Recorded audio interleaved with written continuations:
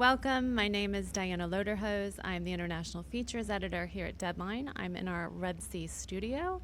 I'm delighted to be here today with Naomie Harris. Thank you for having me. Thanks so much for coming, especially on day one. You're part of the jury. Especially having arrived at 4 a.m. in the morning. Oh, you're kidding. Well, you look amazing. Lost luggage, but no. I made it. I'm here. Did you get your luggage? It wasn't actually me. It was my makeup artist. God. So, yeah. Well, you're here now. Exactly. And all is well. Thank you for spending some time with us before you commence your jury duties today. I understand it's your first time here at Red Sea. It's my first time here at Red Sea. It's also my first time being a jury member, so it's really exciting for me. My first time being in Saudi, so Great. A lot of firsts. Any kind of expectations or sort of are you going into this pretty open-minded? I'm going into it really, really open-minded, but I'm just so excited to spend these, I think it's 8 days of watching 17 films. Wow. So, yeah. And I'm really excited for the discussions we're going to have about them and just the topics they're going to bring up and to be with the amazing other jury members that there are. It's just all really fresh and exciting. Amazing. Yeah. So there will be a lot of, it's such a burgeoning region, and there's a lot of young talent in this area, or in this whole region, as you know. Yeah.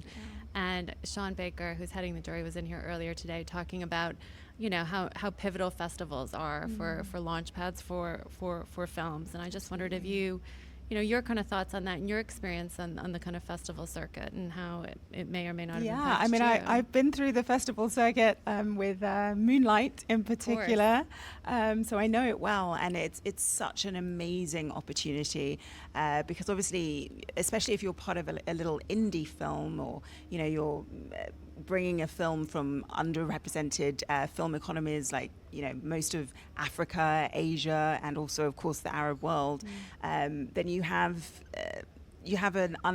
others have an unfair advantage basically, and so to try and level the playing field in some ways, it's really important to have these festivals because it gives the public an opportunity to really vote, and it's really surprising those films that catch fire and that people start talking about in the festivals, and it makes such a huge difference to get those awards, to get that momentum behind it, and then it gets a global audience eventually. Ultimately, that's the aim, so it's really important. You worked with Steven Soderbergh on his last film, which came out as well. Yeah. Tell me, these are films that have already come out, but tell me a little bit about those experiences and what you kind of took away from each of those. Well, what I really love is I love mixing things up. I love doing big blockbusters, and then I love doing these tiny little independent movies because they each have their own completely unique flavor. And so when I did Robin and the Hood, what was so great about it was that it was getting the opportunity to work with kids. And I started my career as a child. I started acting when I was 9 years old. So I've never done anything other than acting. So it was really lovely to see these fresh new talent and their excitement and their joy at acting, because it actually gives you a sense of joy as well, and makes you approach acting in a new way, because they're so fearless in the way that they do things. They're not thinking everything through, they're just living in the moment, which ultimately is what acting is about. So I learned a lot from the kids. And then working with Soderbergh, what I loved is that he really doesn't give very much direction at all. He just trusts his actors, and he says, I've given you this part, I know that you're talented, you do what you want with it. And so you have this real sense of freedom as an actor, which is very rare actually. Do you think there is an appetite now for audiences to have more kind of family films out there, because it feels like audiences are kind of craving more kind of wholesome films, right? So do you think I think the world is in a pretty bleak place, so I think that's why we all need some light relief. Absolutely. Yeah, exactly. Okay. I also wanted to ask, this is something that I'm asking most people that step into this studio this year, because it seems more topical than ever, that the issue, the topic of AI is just increasingly infiltrating conversations we're having in the film and TV businesses. I'm curious, your thoughts on the medium, and the tech is coming. Tech is already here. It's here, and how are you engaging with it? What can you tell us about your thoughts on this? Well, I think that AI is absolutely the future. And I think AI has a tremendous amount to offer to all industries, not just film. But like everything that's that powerful and potent, it has to be approached really cautiously and with really careful, considered guardrails. And that's my concern, that in our haste to implement AI, those guardrails aren't in place. And that's really concerning. But I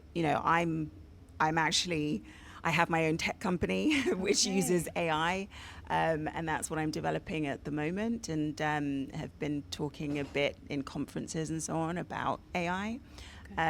So I'm obviously one of those people that's an advocate for AI, absolutely.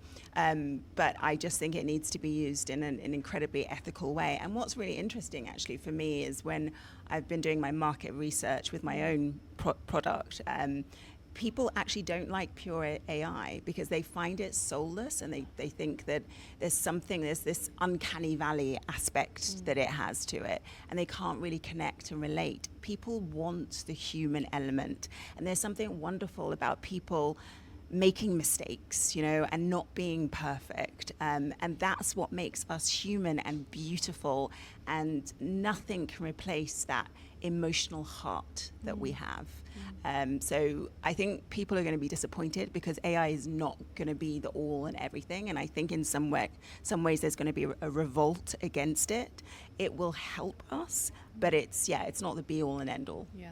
What this company though, could you maybe build upon that a little bit and tell me a little bit more about it? What is the company? How are you involved? What kind of tech, when you say tech?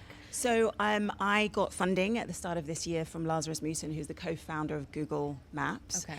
And so I can't really say much about my startup, but it is a conscious AI-centered wellness platform. Okay. For building connection. And will that, when you say wellness, will this kind of dip into the creative space, like the film space, or is this completely separate? No, it's completely separate. Got it. Yeah. Okay, great. Yeah. In terms of, we did a story, that kind of at the Zurich Film Festival, we interviewed a woman who is behind the founder of this Tilly Norwood AI actor that kind of, the story blew up everywhere. And it was quite fascinating to watch that sort of take off and, kind of spark this conversation that very much needs to be had. Yeah. As an actor yourself and an advocate for this tech, do you worry about, your likeness, your image being used? Do you worry about the future? I absolutely worry about me not having control over my likeness being used. And, I think what was so interesting about the Tilly character is that it's novel, it's exciting, and people we haven't seen this before. So, of course, everybody's going to be behind it and excited. But really, I truly believe, and maybe I'm completely mistaken and I'm going to be found to be completely wrong, but I do think there will always be more room for us as human actors because, like I said, we bring the human element, and that's what people connect to, particularly in film. We want to go on an emotional journey. Why do we go to the cinema? We go to the cinema because we want to feel something, and we want to feel connected to our heroes on screen, and we want to go on an emotional journey with them. I think that's very difficult to do with an AI character. Naomie, thank you so much for your time. Thanks for stepping in today. Thanks for having me.